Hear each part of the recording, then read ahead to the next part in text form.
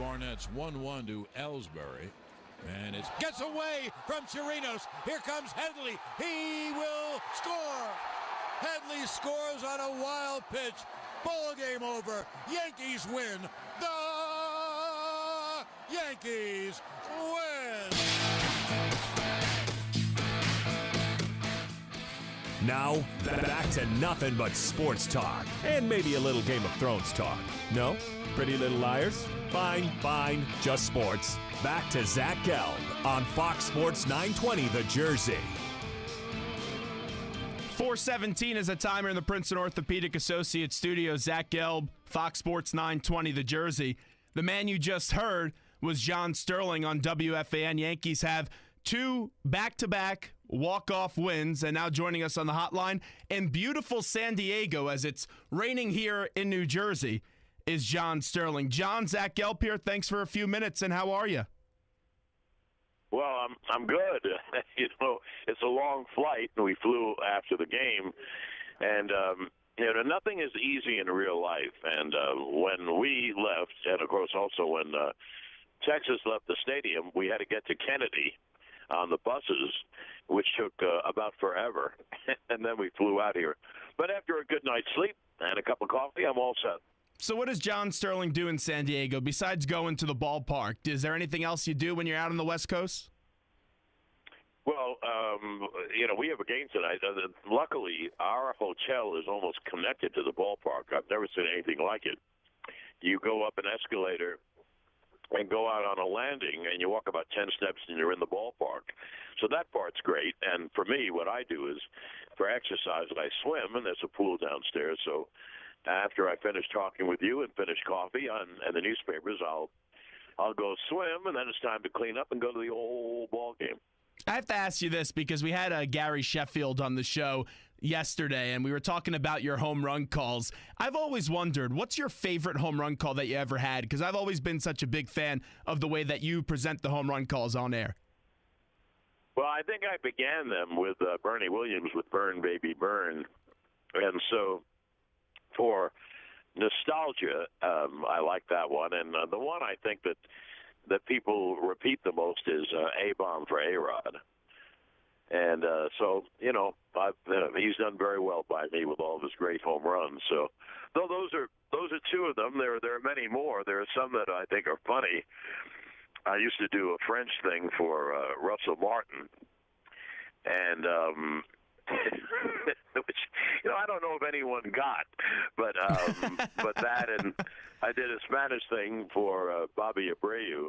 So anyway, those are some of the, I get a kick out of them, and I think people get a kick out of them, and and the people who knock them, first of all, if they really knock them, if they really don't listen, it's just a little. Usually they're just a play on words, and so they're kind of fun. My favorite one that you ever did was an upper decky from Hideki, when Hideki Matsui would hit an upper deck home run. Yeah, I like that. And, you mentioned FIN. Joe Benigno loves a Thriller by Godzilla. So, they're really just kind of play on words. And, it's been, kind of, when I started them, Zach, when you were just a young'un, I've been on with the Yankees for 28 years. When I started them, they weren't meant to be for everyone. Now they've been so successful that it's like a cottage industry. Now I have to do one for everyone, and try to find something, which is sometimes very difficult.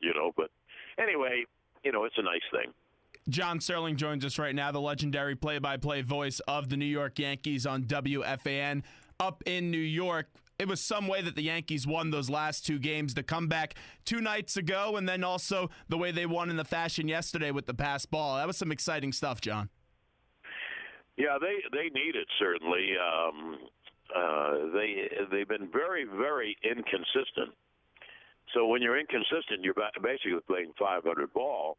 And yesterday they got a great pitching exhibition from Michael Pineda, who gave up a home run on the leadoff batter Shin-Soo Choo, and then was brilliant. I think he only allowed one hit and struck out 10 in 6 innings after that home run. And so what they need, if they want to become a good team, if they want to get into the division race, which is possible with a half season to go, they need Pineda and Evaldi to pitch consistently, and they need the big hitters, Teixeira and A-Rod and McCann, to hit along with Beltran. And so far they've done that on a very inconsistent basis. So hopefully, in baseball, the momentum doesn't mean anything. The old saying is momentum ends with the next day's starting pitcher. And so you need consistent efforts, if you're going to get in the division race. And that's what's been holding the Yankees back. The last 2 games have been great, absolutely great. Pineda really has struggled the first 2 months of the season, but he's pitching a whole lot better in June. A lot of hype was made out of him when they made the move to get him. Do you think he's starting to turn a page, though, especially after the performance the last 2 times out? Well, the Yankees are certainly hoping that. And the same goes for Evaldi, who has dominant stuff. And for a period, I think Evaldi in May pitched brilliantly. He's had a very tough June. Anyway, those 2 guys can dominate you. They can strike out 10 and walk 1. They not only have great stuff, but they have great control as well. And so they're hoping that those 2 will join Tanaka and Sabathia, and the Yankees will have a good rotation. You know what happens at the end of the game with those 3 guys. They're great. And so they have to shore up the middle relief as well. It's not easy, but every team has flaws. I mean, Baltimore's been playing very well, but they'll probably have a slump. So it's up to the Yankees to win, to take advantage whenever they go into a slump. But they've almost caught Boston and Toronto. They're just a few games behind both. So anyway, there's hope. Hope springs eternal, Zach. And, you always hope that your team will get on a run. Well, a guy that has a lot of high hopes right now is Didi Gregorius. And, oh, my, you had 2 nights ago the walk-off, and yesterday had the big solo shot to tie the game. What do you think is the biggest difference with Didi from last year to this year? Because he looks like so much of a better baseball player this year, John. Well, it probably is a psychological thing. It's very tough to replace Derek Jeter. And we have seen over the years guys who come in to replace have a tough time. Tino replacing Mattingly, Giambi replacing Tino, and it's almost impossible to replace Jeter. How are you going to replace Derek Jeter? But so it took him about a half year. But now we're seeing his immense talents. I mean, he's really a good hitter. He's hitting, 280, 290, and he's hitting about 380 against lefties, which is unheard of. And he's making every play at short, and he is playing, quote-unquote, gold glove defense. Why it kicked in, Zach, I don't know. But he, maybe he just finally relaxed and realized, hey, Jeter's gone. It's my job. And but he's been terrific. He and Castro at short and second have been very good. No matter what he does in his career, everyone's going to bring up the fact that he is the guy that replaced Derek Jeter. And like you said, that's a big onus because it's impossible to replace a legendary player like a Derek Jeter. To him and Derek Jeter, though, do they have a good relationship? Do they talk here and there from time to time? Well, I don't think Derek has been around enough to have a relationship. He's just been there for a few occasions. So I really don't know their relationship. We're talking to John Sterling, who joins us right now. Zach Gelb Show, Fox Sports 920 The Jersey. Let's get to Alex Rodriguez, John. He's been struggling a lot this year, had a good year last year, impressed a lot of people. I know he's 40 years old. Why has A-Rod been struggling so much after you get to see him day in and day out? Well, first of all, you have problems when you get in your 40s playing this sport. Of late, he started to come around and get his base hits and hit the ball very hard, and the Yankees are hoping that he, along with Teixeira and McCann, will provide the power that they're supposed to provide. The Yankee lineup is set up with Ellsbury and Gardner, the table setters, and the 4 guys, including Beltran. Well, Beltran's been great. And then you would have the kind of hitters who complement the big hitters. Didi and Castro and Headley. So, on paper, which means nothing, it's a very good lineup. And they really need a guy like A-Rod to start hitting. He went through a period where a lot of right-hand hitters do, where he just had trouble identifying the slider, and he'd be chasing down and away, down and away. Nothing good can come of that. It's a very tough pitch to lay off. But I think he has a better feeling for it now. So I'm hopeful he'll have a very good second half. Barring any injuries, and we've seen A-Rod get injured before this year, only 5 away from 700 home runs as he sits at 695. When you get into that 700 home run club, it's an elite category. Only 3 other guys have done so. Is Alex Rodriguez, to you, a Hall of Famer with all the controversies that he's had over the course of his career?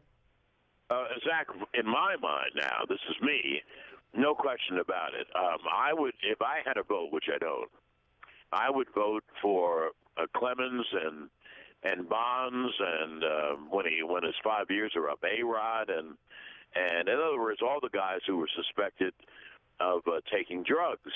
And a lot of people took drugs. A lot of hitters took drugs. A lot of pitchers took drugs. So, but they're all Hall of Famers. And yeah, A-Rod. Look, you just said it. When he hits 5 home runs, they're going to have 700 home runs. How would he not be in the Hall of Fame hitting 7 home runs? So I don't have that prejudice that a lot of people do. I agree with you. I said it yesterday when we had Gary Sheffield on. I said Sheffield belongs in the Hall of Fame. Roger Clemens belongs in the Hall of Fame. So does Barry Bonds. And I would also put A-Rod in it. To me, you can't just ignore an era in baseball. And I think it would be foolish of the writers if they don't eventually vote some of those guys in. I've always had a problem with the way that the Baseball Hall of Fame is voted on. I think that they should find a way to really, John, diversify the vote. It makes no sense to me why some of you broadcasters don't have a vote, and also some of the players that are in the Hall of Fame should have a vote as well. So do you believe that broadcasters should have a vote? Because you look at a guy like a Vince Scully, the fact that he doesn't vote for the Hall of Fame, to me, is just a joke. The guy's seen more baseball than anyone, John. Well, I couldn't agree more, obviously. So the individual broadcaster sees all the games, and there's no reason that they don't have a vote. It's just left over from when it began in the 30s when the newspapers were so vital, so important. Nowadays, you get news from so many sources. So it is something they have to change. I doubt they'll do it, but I agree with you that it should be the vote should be at least diversified, where you have people from that you could have percentages. You could have percentage of baseball executives, writers, and broadcasters, and kind of divvy up the vote that way. So I'd be all for that.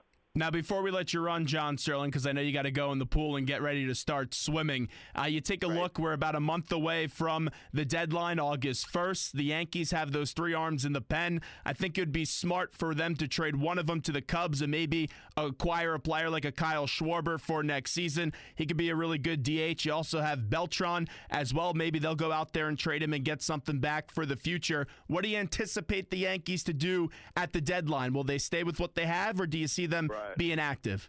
Well, I don't think they'll stay at what they have. I think they're going to go in one direction or the other. Now we start a 10-game road trip tonight, 3 in San Diego, 3 in Chicago, and 4 in Cleveland, and then we come home and have for the All-Star break. Yay! And after the All-Star break, the Yankees play, well, what a schedule. They play Boston, Baltimore, and then the San Francisco Giants. And let's say that's about a 10-game homestand. I think they play 3 Boston and 4 Baltimore and 3 San Francisco. Anyway, now we're talking 20 games, and that's a lot of games. So we'll see where the Yankees are after the 20 games. If they're, 10, 11, 12 games out, they probably will look to make the best deals and sell. And if they have a very good 20 games, and they're thick in the Eastern Division race.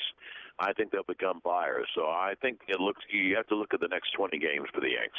John, we appreciate the time today. Thanks so much. Enjoy San Diego, and then have a good 4th of July in Chicago for the White Sox series. Thank you. Thank you so much, Zach. Appreciate it.